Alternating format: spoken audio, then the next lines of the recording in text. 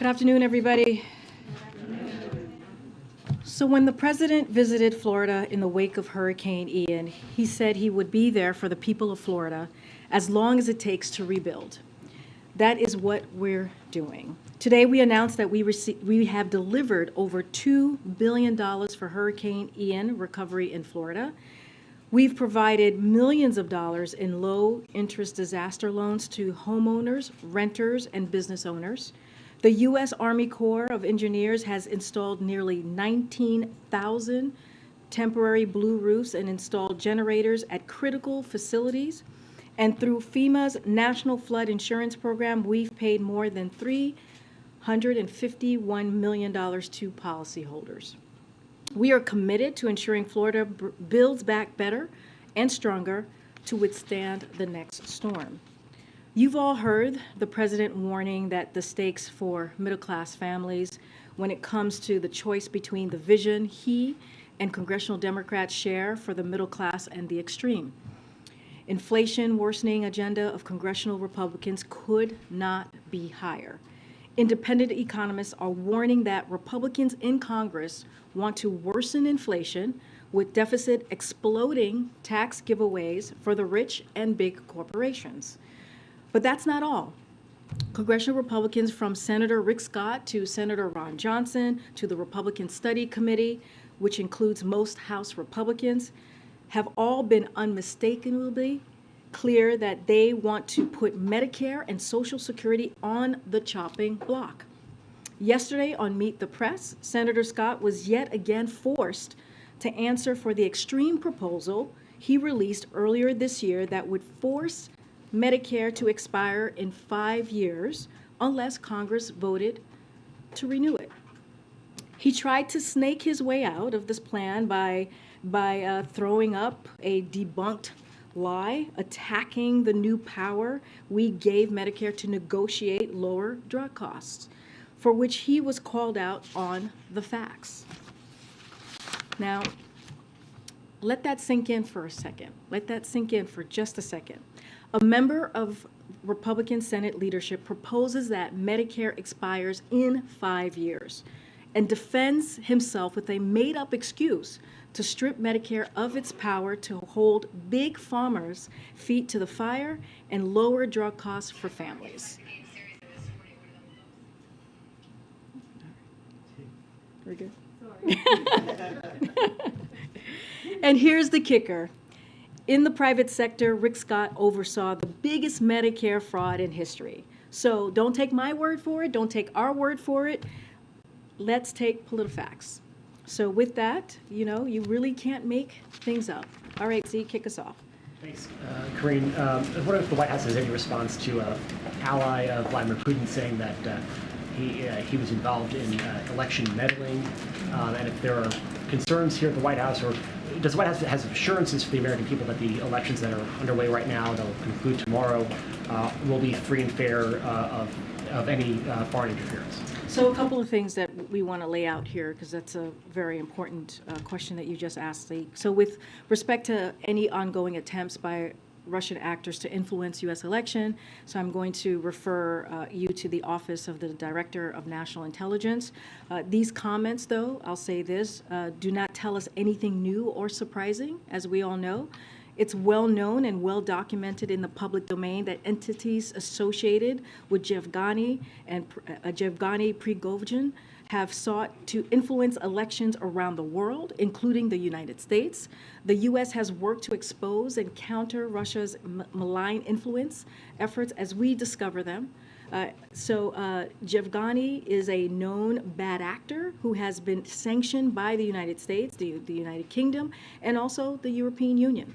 We also know that part of Russia's efforts includes promoting narratives aimed at undermining democracy and sowing division and discord.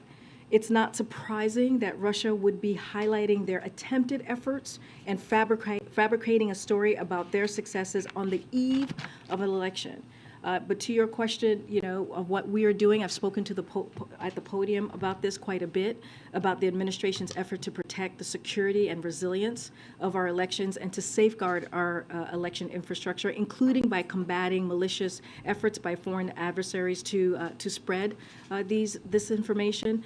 That work began before this administration and has continued under the Biden-Harris administration as well. But specifically, actions we have taken to counter these types of malign influence include sanctions. As you all know, we've announced them from here, travel bans as well, exposure, information sharing, foreign investment screening, anti-money laundering, and expulsions. So we have also worked with our fellow democracies to expose and counter foreign malign influence abroad as well. So, but any specifics to this new revelation, I would refer you to DNI. And specifically to the question of what does the White House have a message to people who are casting their ballots now, early, or tomorrow in person, that their votes will be tabulated accurately and fairly. In light of these comments, should people have confidence in their election system? People should have confidence in their election system. As we have said many times before, having the right to vote is the most sacred right, and people should really exercise that right, and they should feel safe in their election process. It's not a different topic. Israeli media is reporting that the president spoke with incoming Israeli, or likely incoming Prime Minister of Israel, Benjamin Netanyahu, today. Can you confirm that, and do you have a readout of their discussion? Yes, I can confirm that. We'll have a more robust readout in a. Oh, yes. I'm confirming a call with the president had with Benjamin Netanyahu. So yes, the president did speak with him today, so confirming that right now, to congratulate him on his party's victory and commend Israel's free and fair elections. The president reaffirmed the strength of the bilateral partnership and underscored his unwavering support for Israelis' security. We will continue to closely monitor the government formation process. As you know, that is the next process in this. We look forward to continuing to work with the Israeli government on our shared interests and values. We will have a more fuller readout for all of you, as we normally do. Okay. Thanks. Just some housekeeping to start. Can you give us a sense of what the president will be doing tomorrow on Election Day, tomorrow night, and if he has any plans to make an address on Wednesday after the results? So a couple of things there I'll lay out for you all tomorrow and also on Tuesday. So tomorrow and Tuesday, the president will have a full schedule here at the White House. As I previously said, we expect the president will address the elections the day afterwards. And when we have details on the timing of that, we of course will share it with all of you. But I also just want to note, as you all know, because you guys have covered this these past couple of years, in 2022, it took 2 weeks to call every state. In modern elections, more and more ballots are being cast in early voting and also by mail. And many states don't start counting those ballots until after the polls close on November 8th. So you heard the president say this the other night. He has been very clear on this as well. We may not know all the winners of elections for a few days. It takes time to count all legitimate ballots in a legal and orderly manner. That's how this is supposed to work, and it's important for us to all be patient while votes are being counted. This is not just for all of you, but this is also for the folks who are watching. And so I think it's important to just remind folks that's something that people should be mindful of as well. Republican leader McCarthy is clearly expecting that the GOP will take the House. Is this White House prepared to work with the Republican Congress? So I'm not gonna get into hypotheticals. I'm not gonna get ahead of what is going to happen tomorrow. I'm just going to, you guys will hear directly from the president, as I've stated many times before, on Wednesday, the day after the elections. But I'm not going to get into speculation from here.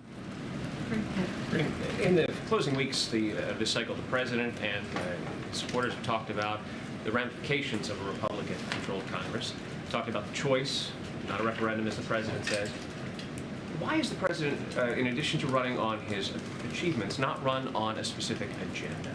As far as I can tell, there's only one bill that the president has said he would sign if Democrats control both houses of Congress, and that's a bill to codify abortion rights. Why not lay out for the public what would happen if Democrats held both the House and Senate?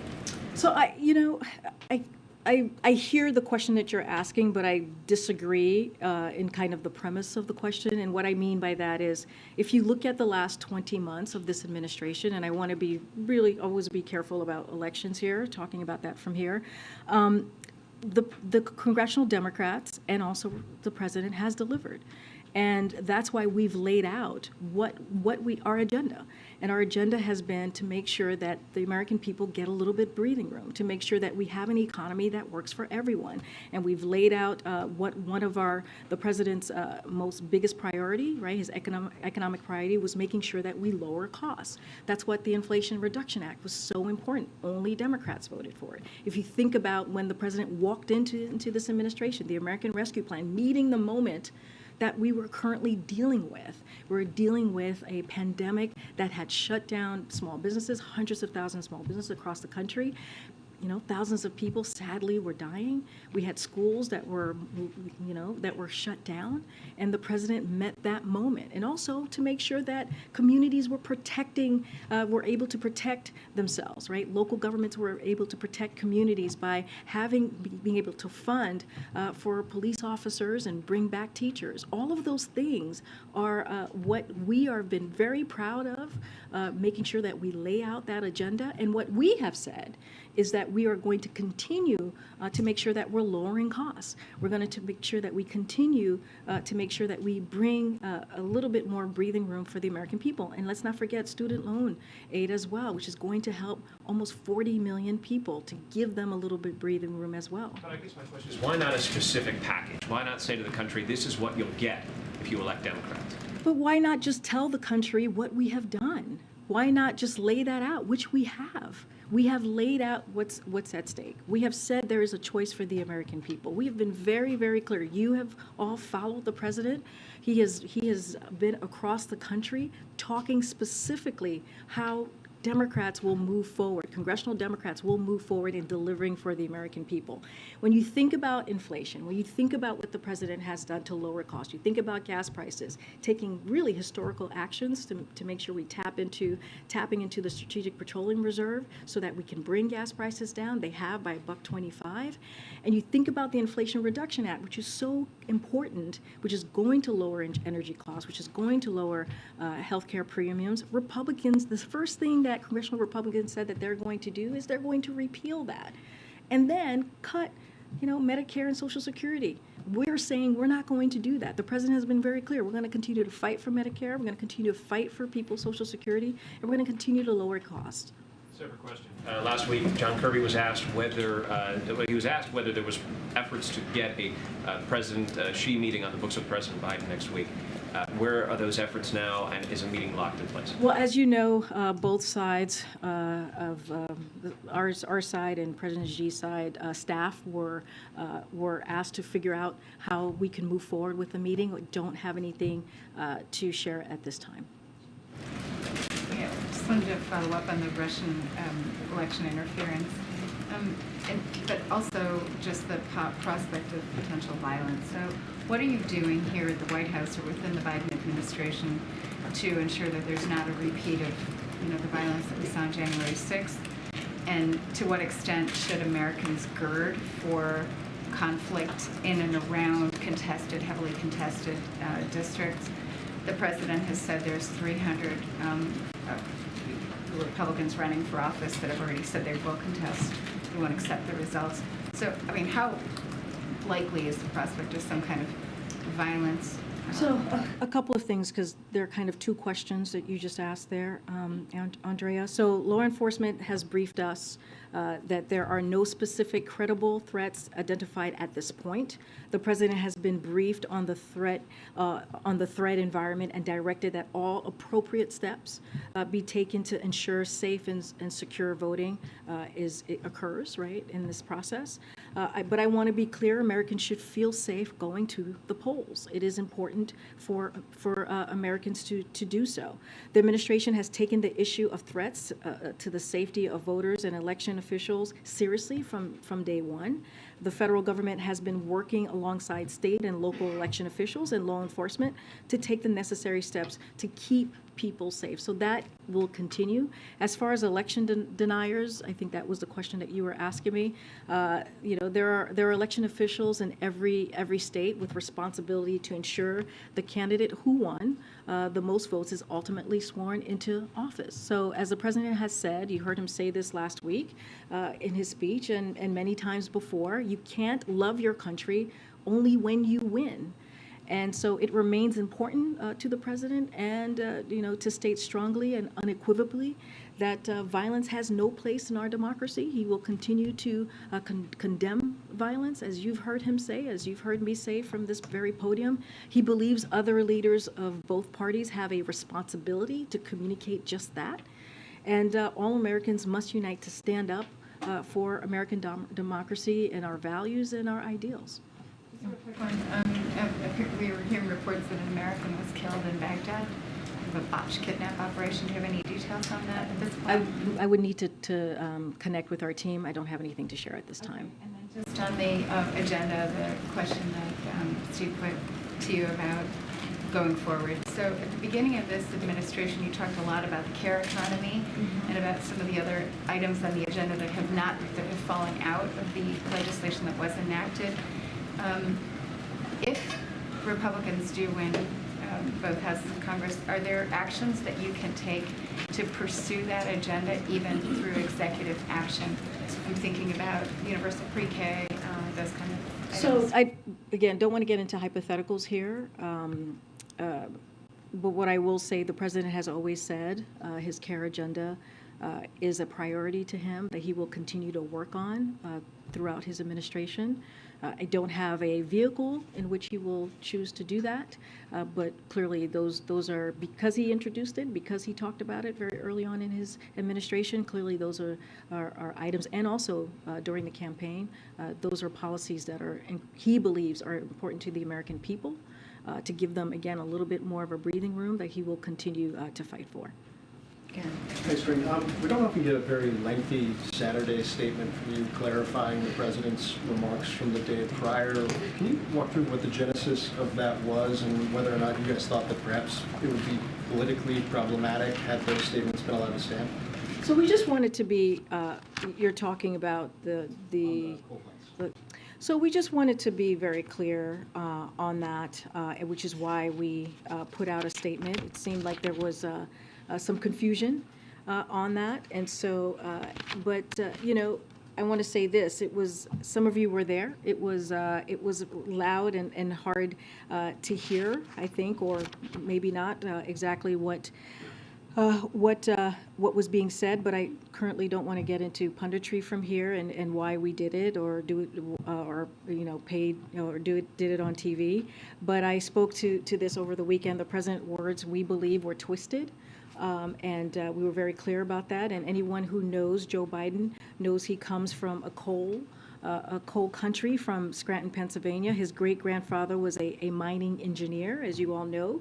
President Biden knows that the men and women of coal country built this nation, and he has spent his presidency fighting for coal communities so that they too can benefit from the energy transition we're in right now. Again, the reason why we put out that statement to you asked me about the genesis. We believe his words were twisted, and we just wanted to make sure there was some clarity. And then I think this week marks the 50th anniversary since the president's first election victory. Might have been always a little off there.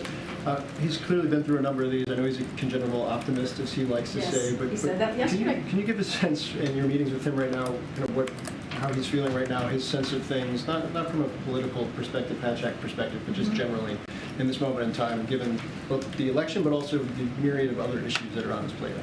The president actually said this yesterday, and I think he said it a couple of times over the weekend. He is an optimist, and he believes, he's made it very clear about what's in front of us, about the choices that the American people have, the stark differences between what we're seeing right here in Washington, D.C., between congressional Democrats and also congressional Republicans, and what we have been able to do, what he and congressional Democrats have been able to do to deliver for the American people.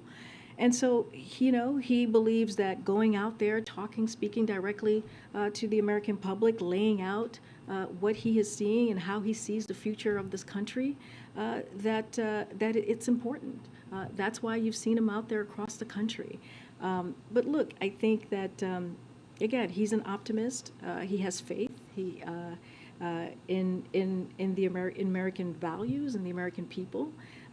He believes that we can reach our best expectations, and so we should continue to do that. And he's going to continue to talk about that as well, the way forward and how we can get there, and make sure we just don't leave anyone behind.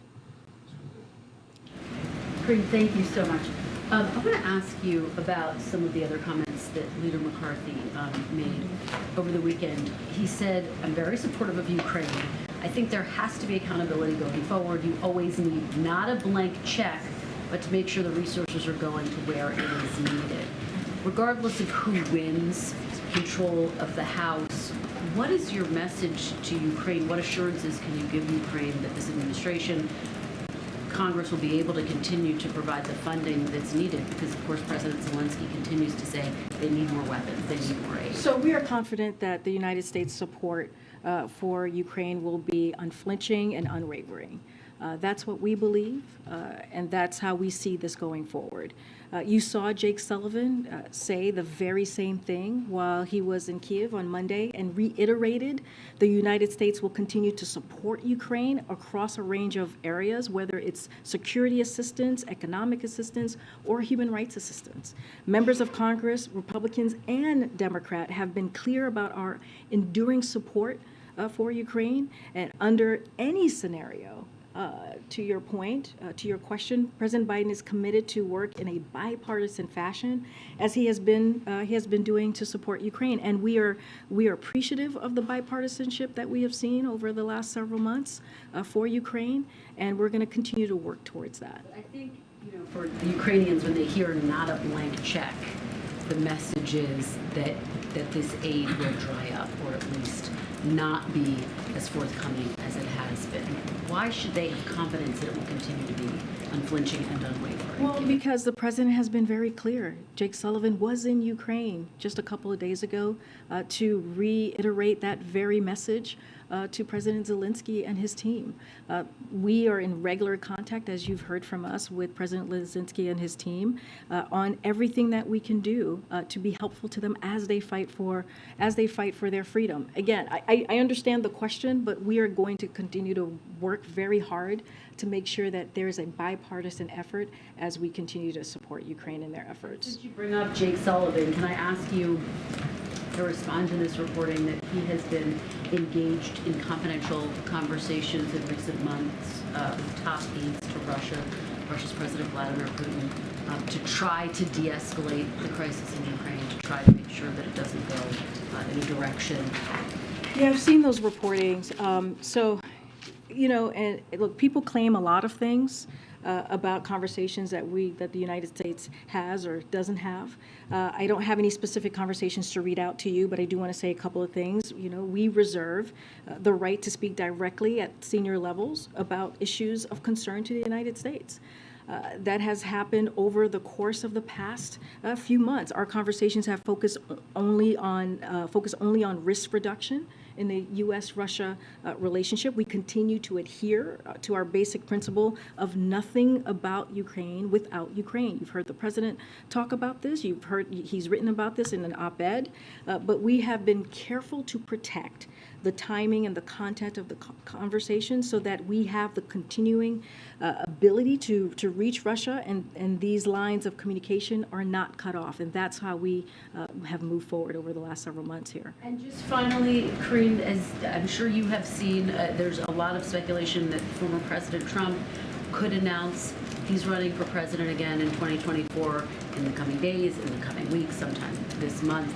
How is the White House, how's the president preparing for that announcement? What type of a reaction or response? Again, I was asked this question the other day, and that's not our focus. Our focus is making sure that we lay out the choice in front of the American people. You've heard directly from the president.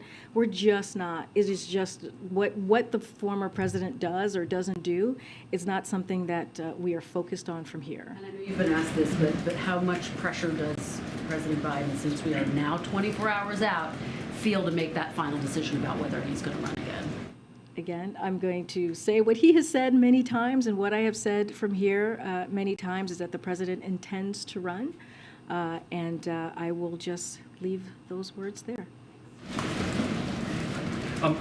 Thanks, Karine. On Friday, the president, in his statement on the jobs report, said, quote, "We're going to do what it takes to bring inflation down, but as long as I'm president, I'm not going to accept an argument that the problem is that too many Americans are finding good jobs." Was that statement directed at the Federal Reserve, which anticipates unemployment will go up as they raise interest rates? Or if not, who was the target of that clause? Absolutely not. That was not targeted at the Federal Reserve. The president has been very clear to not interfere. He will not interfere in their independence. He was, I think, speaking to the critics about the number of jobs that were created. And he was very clear that, people should be, the 261,000 jobs, an unemployment rate still near a historic low at 3.7%.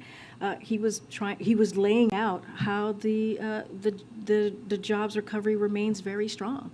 And so he wanted to say that, hey, look, 260,000 jobs, no, 261,000 jobs is something that we should be praising, and we should be saying it's good that people are seeing their wages go up. It's good that people are seeing good paying jobs out there. And so I think it was more so to that, certainly not a message to the Federal Reserve. Again, we respect their independence.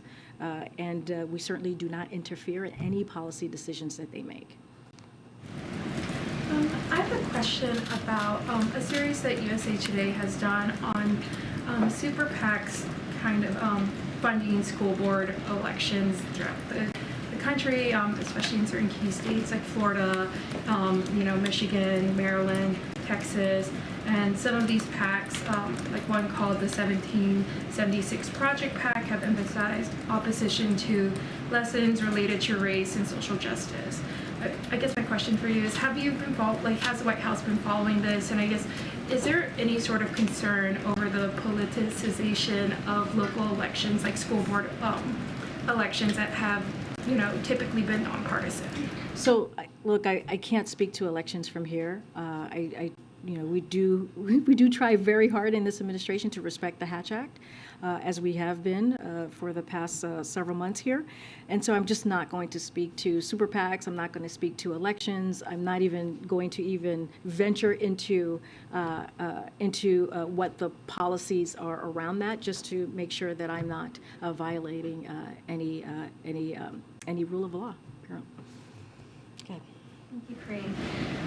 I know you said from the podium a number of times, including today, that the American people will hear from the president the day after the midterms, but a statement or remarks is not just a departure from the traditions that the president has promised to restore to the White House, but it also doesn't allow this sort of nuanced discussion about what signal voters are sending in the midterms or how he plans to engage with the new Congress.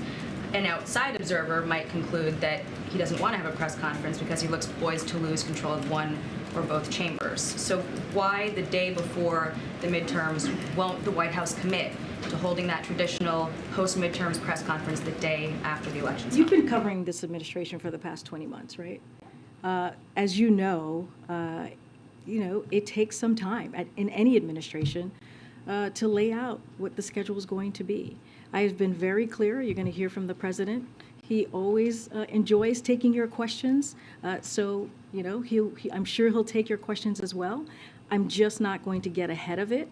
I'm just not going to lay out what his day is going to specifically look like on Wednesday. But again, he is going to address the American people, and I think that matters. He's going to be clear about what's on his mind, and I'm just not going to get ahead of it from here. The president's own warning, though, that democracy is on the ballot, plus this potential for unrest, make it that much more important that the president avail himself to the free and open press that he has lauded as indispensable to the functioning of democracy?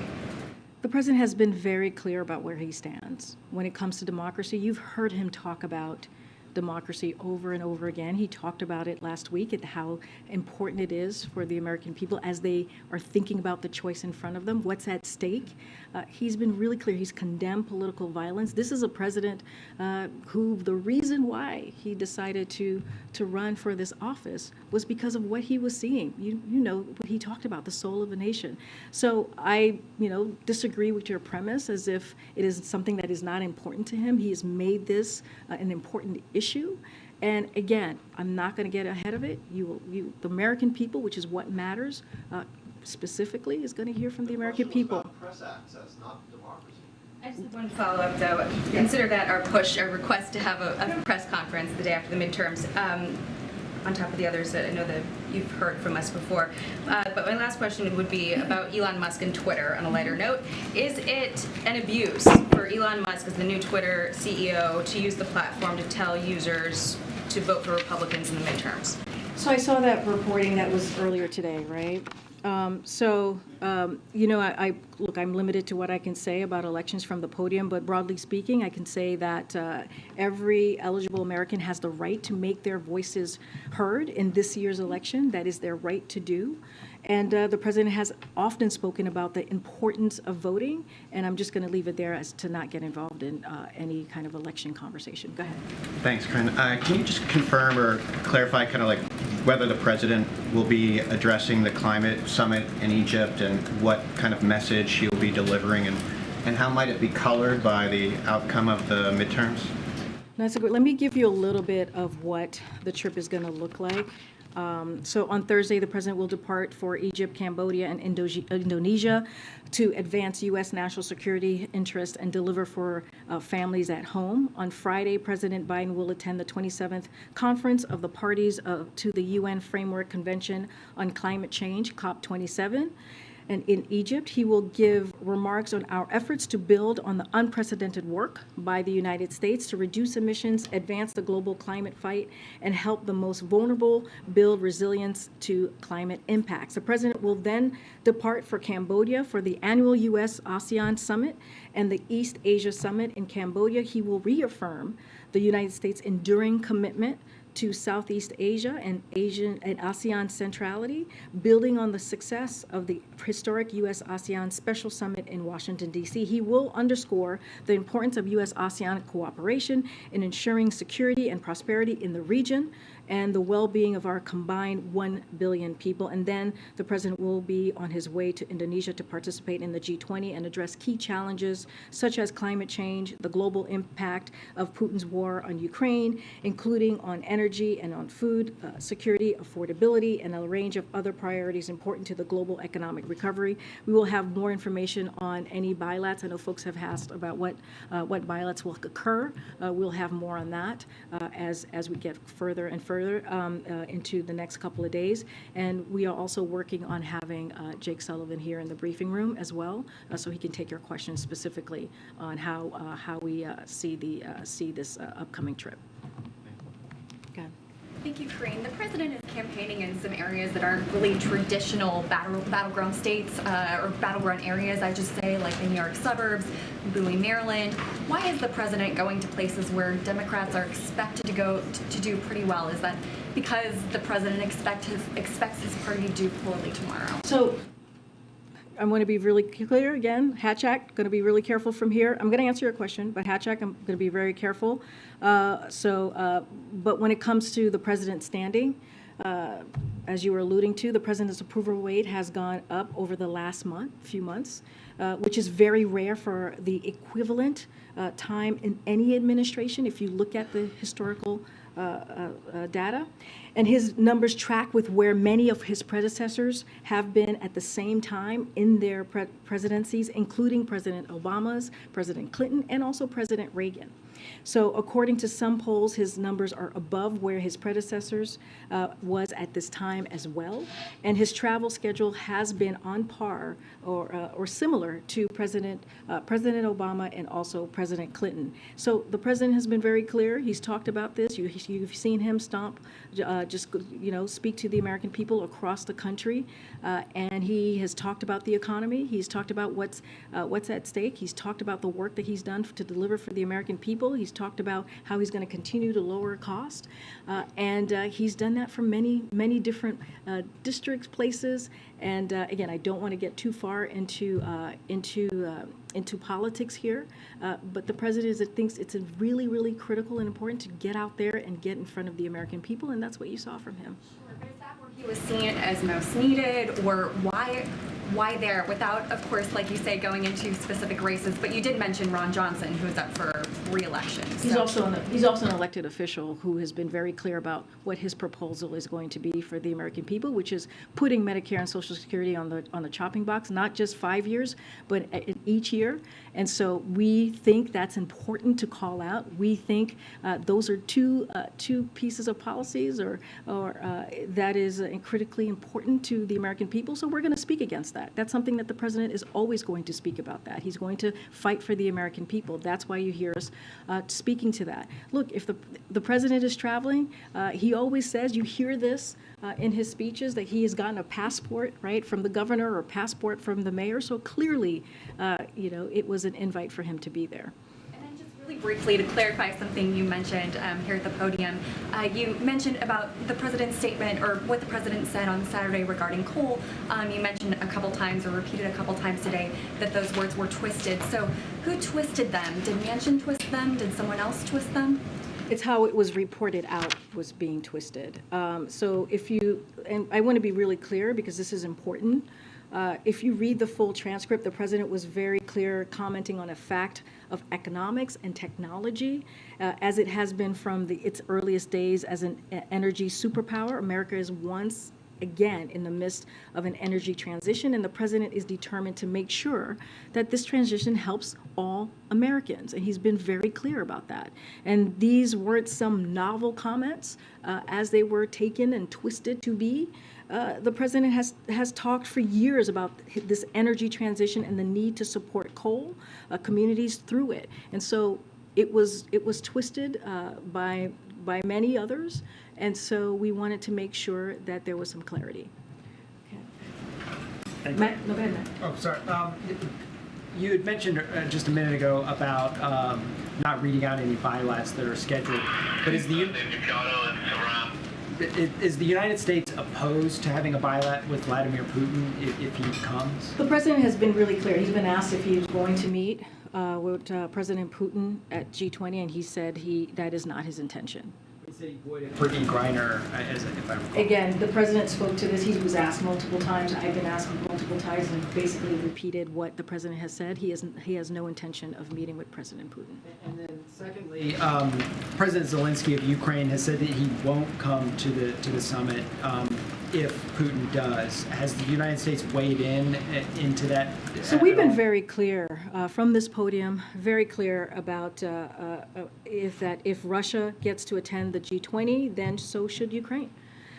It would require members across G20 to disinvite Russia, and what I can guarantee you is the United States will show up and be at the table, and we will be unapologetic in our defense of Ukraine and calling out Russia for its brutal war, as we have been for the past several months. But again, we've been very clear on how we see that invite. But if Russia doesn't come, does the U.S. still want Ukraine to come? Look, that is up to President Zelensky and the G20. As I just said, that is something that the G20 would have to decide on. But we have been clear: if Russia attends, then so should Ukraine. Go ahead. Thanks.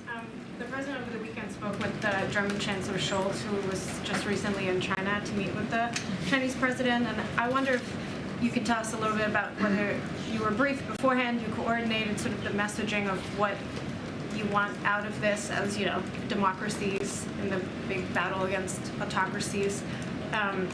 It seems like you weren't surprised by Scholz going there, and whether you think that his trip was actually a success when he got out of it. Xi Jinping seems like he criticized Putin not directly, but warned against nuclear war.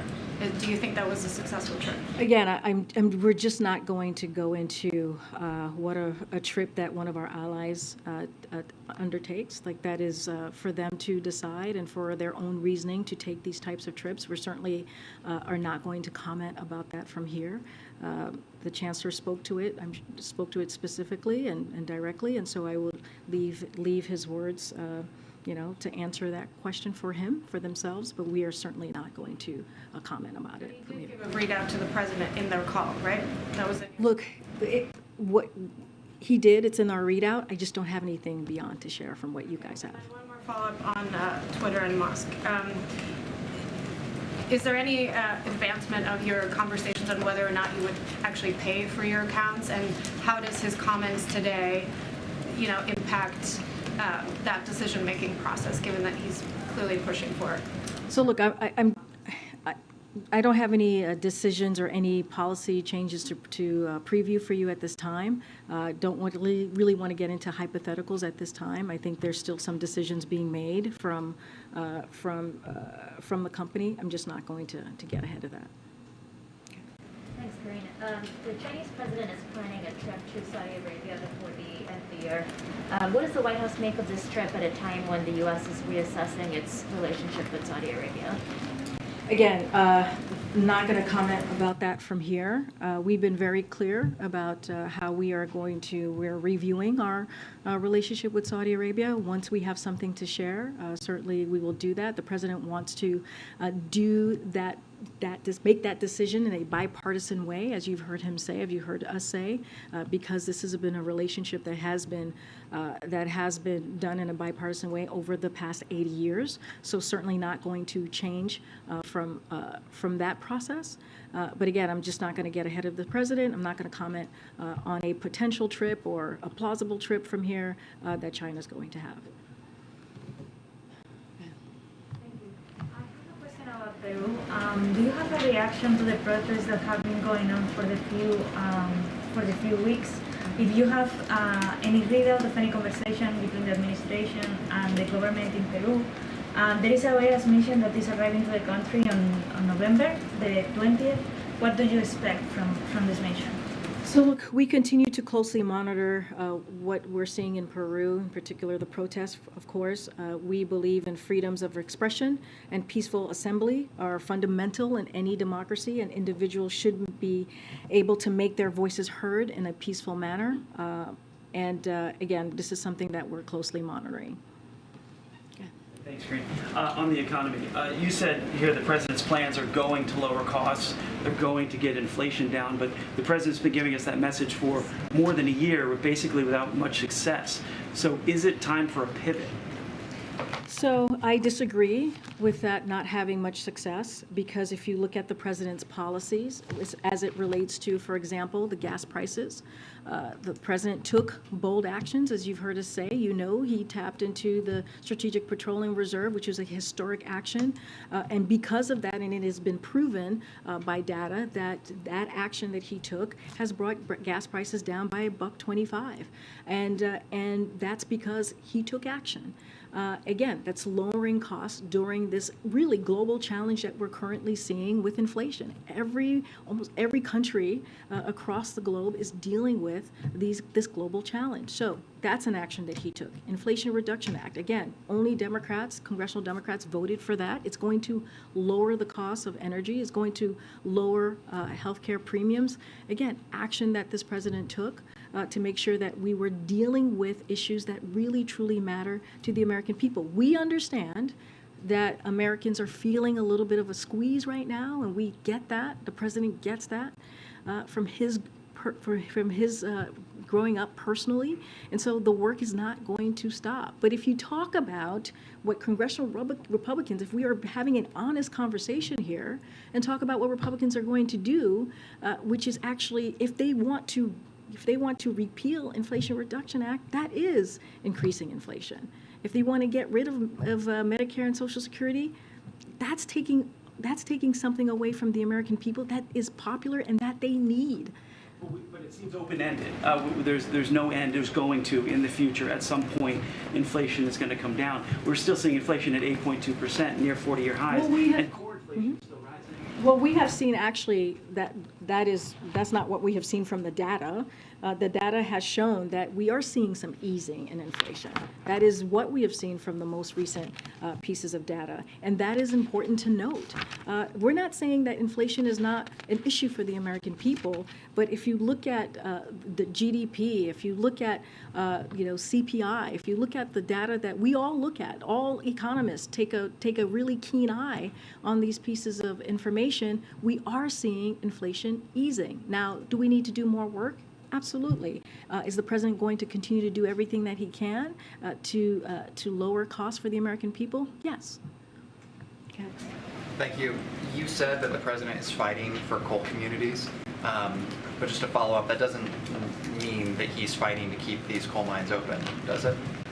Look, the president, I laid out very clearly about how the president sees his part in this and what he has done.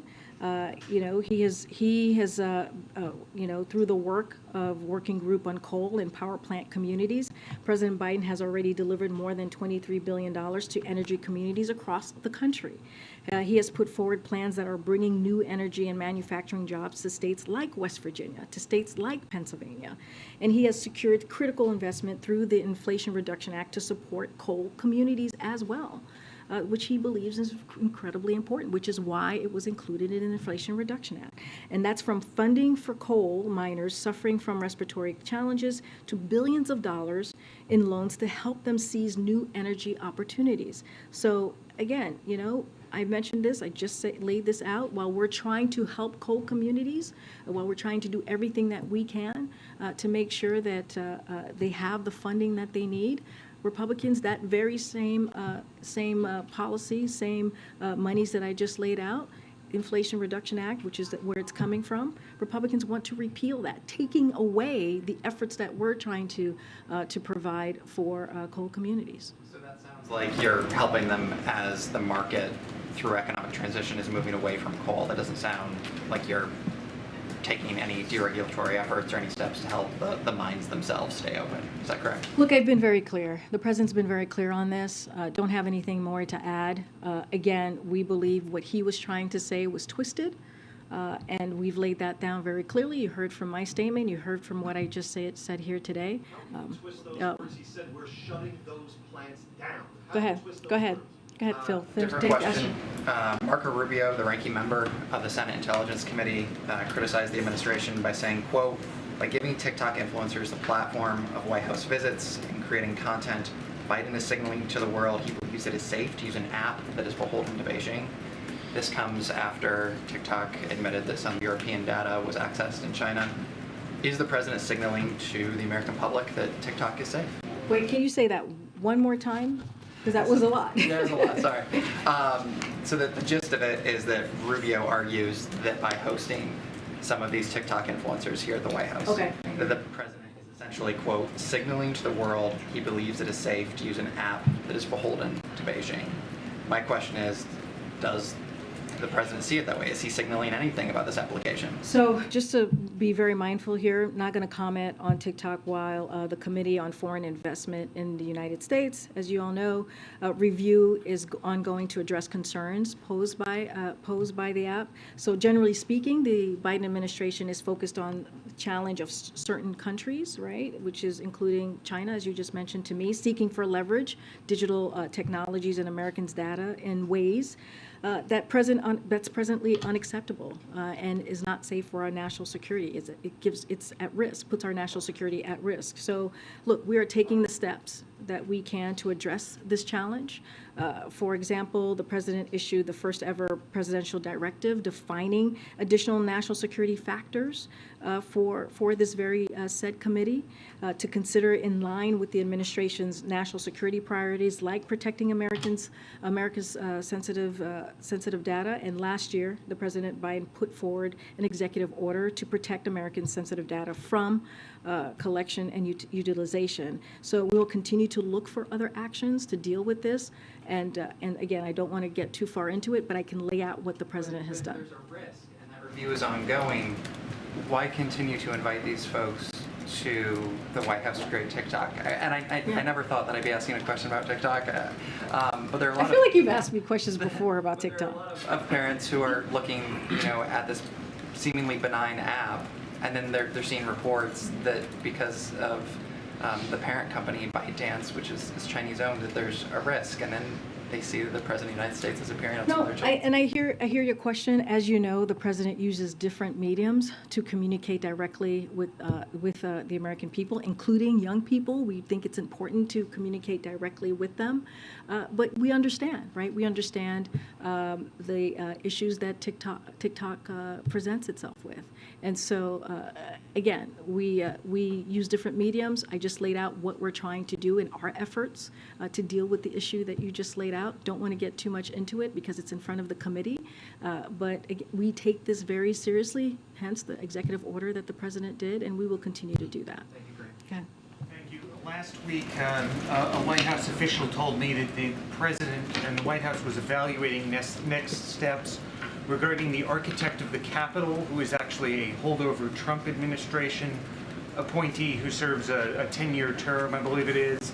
There was an IG report that said that he was allegedly misusing government vehicles, may have been misrepresenting himself as a police officer in Virginia. Is there any update from the White House beyond evaluating the next steps regarding Mr. Bland's status? Yes, so we take the IG report seriously and the request from members of Congress seriously as well, and are evaluating next steps.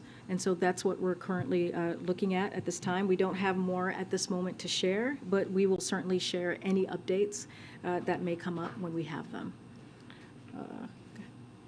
Great. Two questions if I could. One, you and President Biden last week, you've been warning the American people that election results may not be official on Tuesday night, that it might take some time. I wondered if the White House would support essentially having states who don't count ballots early, or who don't count early ballots so that they're ready for Election Day. Would you support having those states change their laws to count early votes so that election results will come in sooner? I don't have anything to share with you on that about changing policies or changing what states do.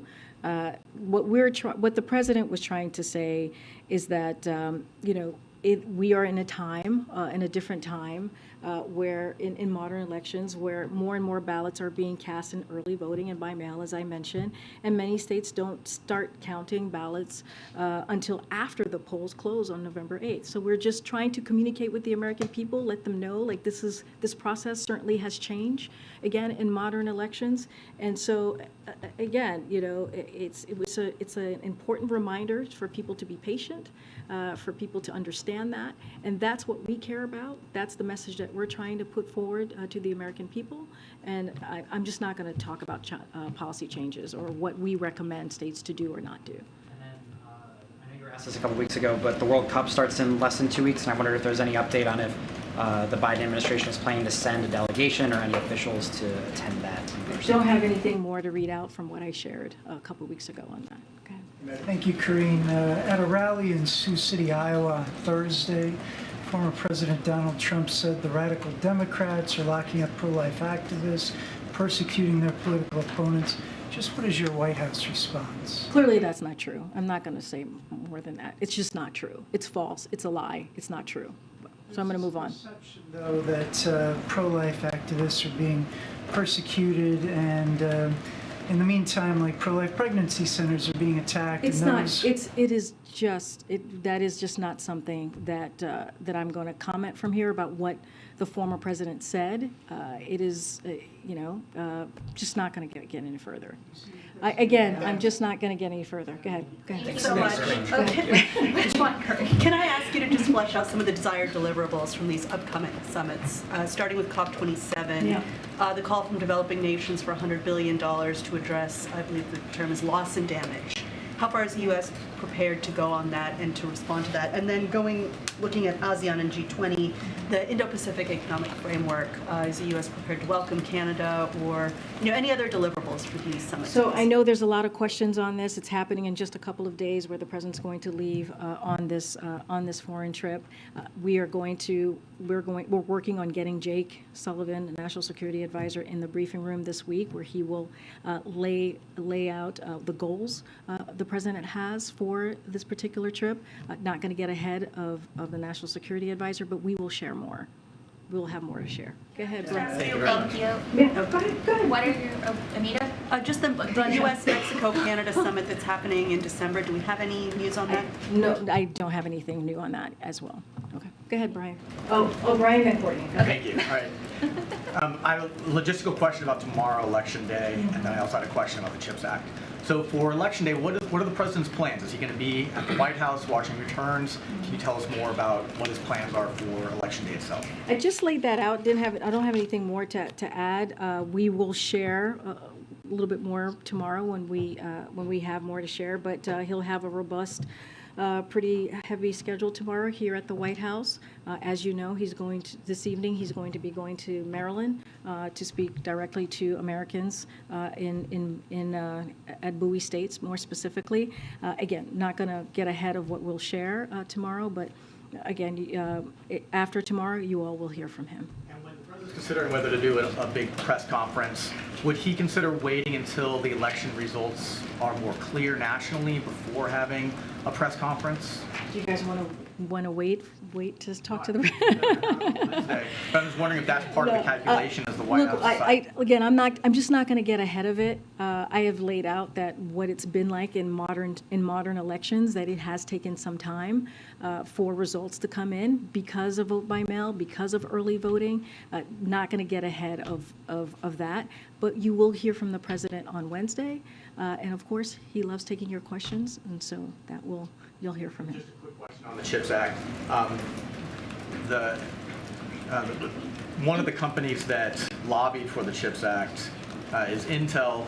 They have announced they're going to have layoffs this month. And I'm wondering what the president's reaction to that is. As companies prepare to apply for subsidies from the CHIPS Act in the coming months, what's the president's reaction to one of the companies that lobbied for the CHIPS Act? Yeah, so I've seen those reporting. I think it came out a couple of weeks ago, if I remember correctly. I had not talked to the president about this, his reaction or his thoughts, and so would have to connect with him and ask him. Concerned that companies that push for these subsidies Again, are going to lay off? you're asking me something that I just have not talked to the president about, and once I do, I promise to share that. Okay, Mr. Willis in the back. Can I go really Oh, I'm sorry, Courtney. Thank you. Go ahead. I jumped ahead. I apologize. Go ahead. Thanks. I wanted to ask what the Senate returns next week while you guys will be out of town. Can you talk a little bit about what the president's priorities are going to be in the weeks of the lame duck session, given that it's such a scrunched period of time?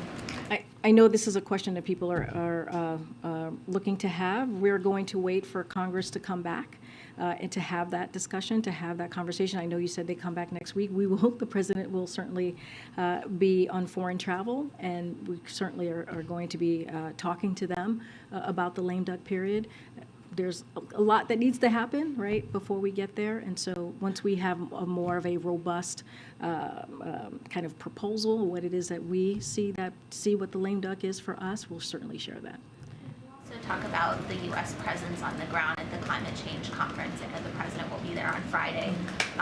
You have a new climate advisor, John Podesta. You have Secretary Kerry. I mean, what's the U.S. presence on the ground going to look like outside of President Biden? We'll have more to share. The NSC is going to have a comprehensive schedule to share in just a day or two with all of you, as we've done in the past, just to lay out what each day looks like, to lay out what each, certainly in this case, summit is going to look like, and including bilats. Just give us another day or two, and we will be sharing that with all of you. We'll have a background calls as we've done in the past, and make sure that we are providing all information to folks here. Again. President Biden made a pledge last night during the New York rally to approve, quote, no more drilling for oil. But does he see that as being in conflict with his efforts to lower gas prices? So no, we don't see that in conflict. Look, the president was asked about new drilling in the Arctic, and when the Trump administration opened the Arctic refuge for drilling, not a single major oil company actually bid on the sale. And so there is no shortage of opportunity for these companies to produce oil here in the United States. They're sitting on 9,000, you've heard us talk about this, 9,000 unused but approved drilling permits. He said last Thursday in New Mexico that oil companies, quote, should be drilling more, and that if they were drilling more, we would have more relief at the pump. So does he see that statement as being in conflict with the Sunday statement, should they be drilling more or less for oil? So again, oil companies are sitting on 9,000 unused but approved drilling permits. They're sitting on them. And again, there's no shortage or opportunity for companies to produce oil here in the United States, 9,000 unused permits. And the president has been clear that rather than using their record profits to pad shareholders' pockets, these companies need to ramp up production and also lower gas prices. It is something that the president believes that can be done. Thanks, Karine. Okay, thanks everybody. Thanks.